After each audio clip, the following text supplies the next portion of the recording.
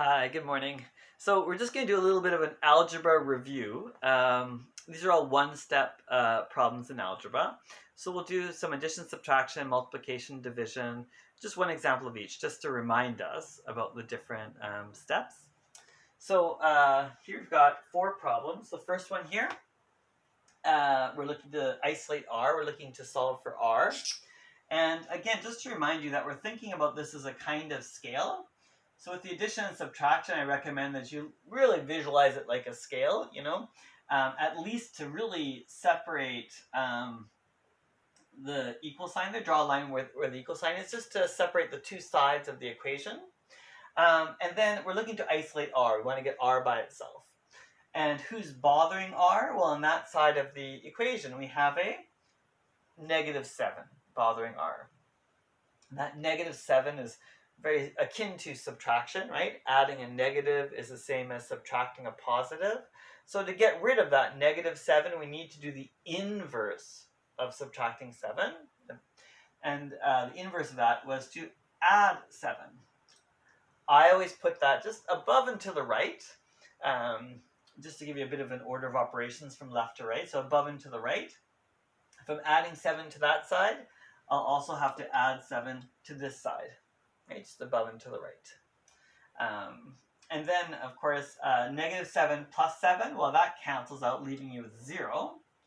I would usually rewrite this. I didn't leave myself a lot of space, but R is equal to -12 plus 7, right? And you can visualize that with a number line, okay? So we're going backward 12 spaces and then forward 7. Not quite making it to the 0, so we're still in negative territory. And 12 minus 7 is 5. So the answer there was -5. Okay. Next one here, I'm looking to isolate Z to get Z by itself. This is currently Z minus a -1 1/5, right? Minus a -1 1/5.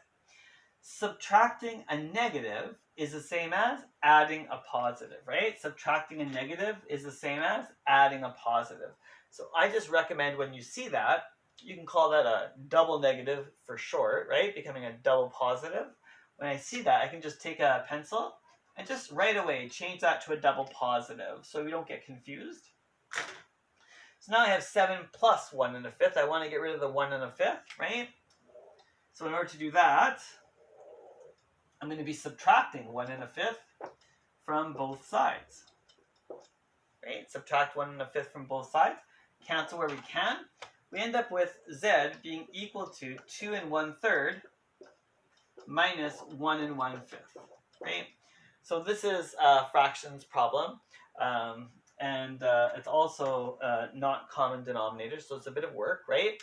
First, we want to change that to improper fractions. So we're going to take the bottom, multiply by the whole number, and add the top.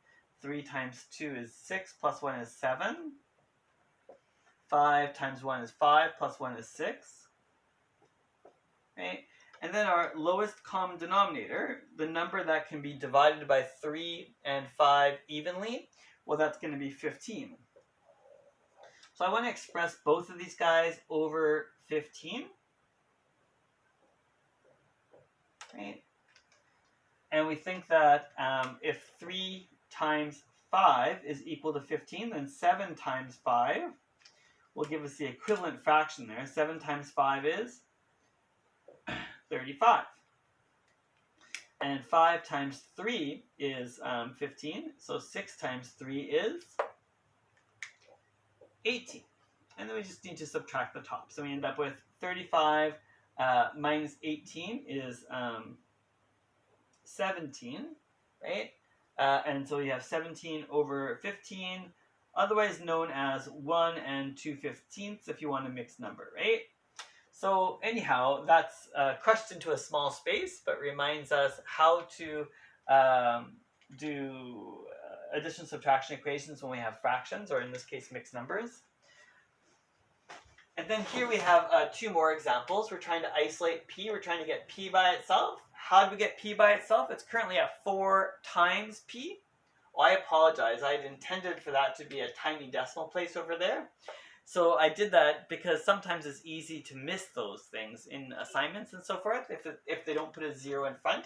So I always recommend that we put a 0 in front of a decimal, but some books don't do that. And there's a decimal place over here as well. So 0.4 times p is equal to 1.2. We're trying to get p by itself. It's again 0.4 times p. So how do you get rid of a 0.4 times p? You want to do the inverse. The inverse of multiplying by 0.4 is to divide by 0.4. So we'll divide both sides by 0.4. And the way I do that is I just show division below and I show multiplication above, right? So I'm dividing both sides by 0.4. 0.4 divided by 0.4, well, that cancels out. That leaves you with 1. And 1 times p is just p.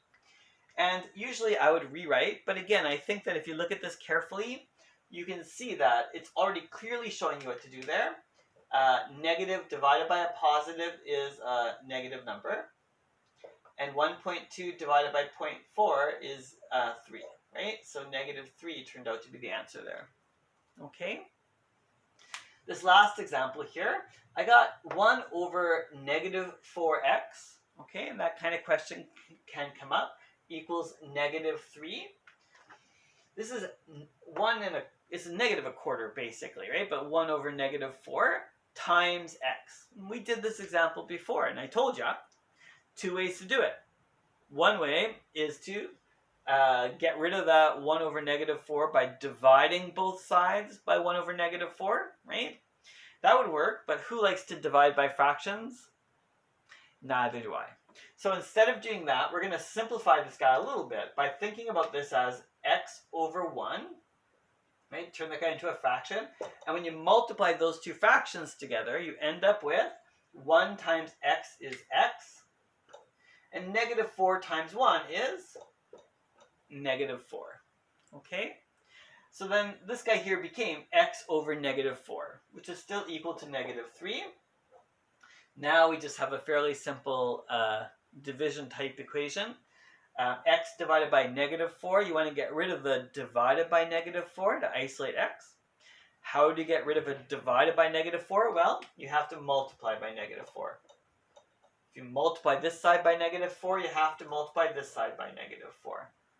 Right? Negative 4 divided by negative 4, well, that cancels out. That becomes a 1. You should rewrite, but I think that in this case I can see it pretty clearly.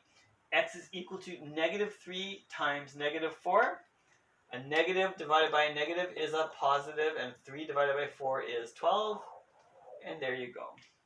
So this was intended just to review these 4 types of one-step algebra questions, addition, subtraction, and then a multiplication and a division question.